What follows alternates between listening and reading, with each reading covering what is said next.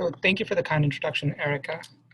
My name is Arnav Chabra, and I'm a postdoctoral fellow in Dr. Sangeeta Bhatia's lab at MIT.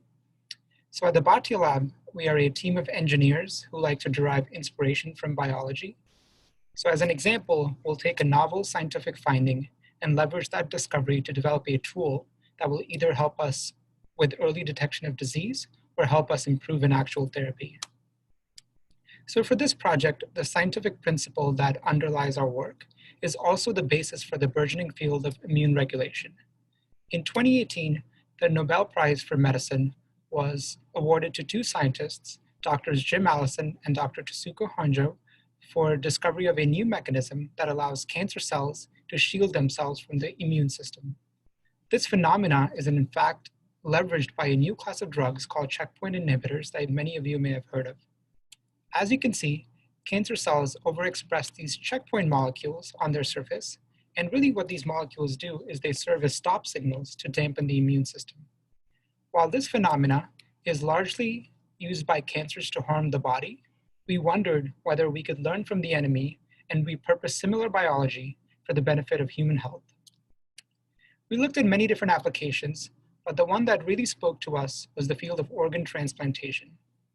For people with end-stage organ failure, their only option is a transplant. However, the supply of these organs is very limited. As you can see, the organ waitlist has rapidly increased over the last 20 years, while the number of transplants and donors has not kept up. While there are many reasons for this gap, a primary one is that transplants require immune matching so as not to trigger a severe immune reaction.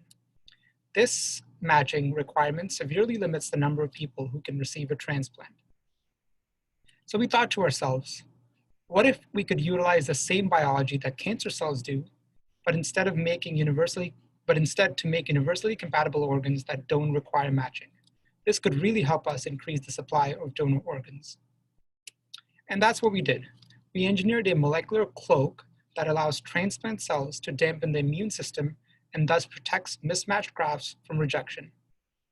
As an example, if you have a mismatched graft without our molecular cloak, immune cells of the recipient will recognize it as foreign and destroy it.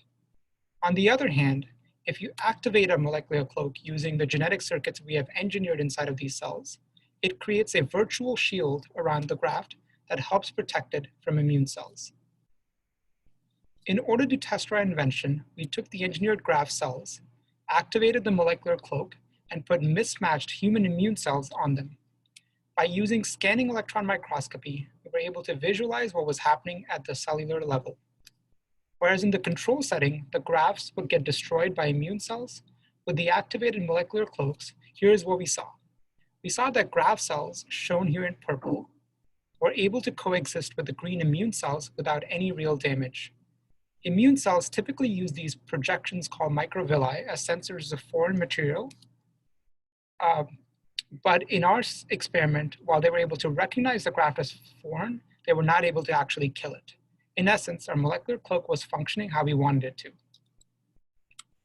And with that, I'd like to acknowledge a whole host of people who have helped make this project possible. I'd like to thank our entire lab, specifically my PhD advisor and longtime mentor, Dr. Sangeeta Bhatia. I'd like to thank the Robert Swanson core facilities at MIT and David, Margaret, and Abigail from the Peterson Nanotechnology Materials Facility for helping with all of the electron microscopy work that I showed. Lastly, I'd also like to thank Erica for running the Coke Image Awards and the 2020 judges for selecting our work. And with that, I'll take any questions.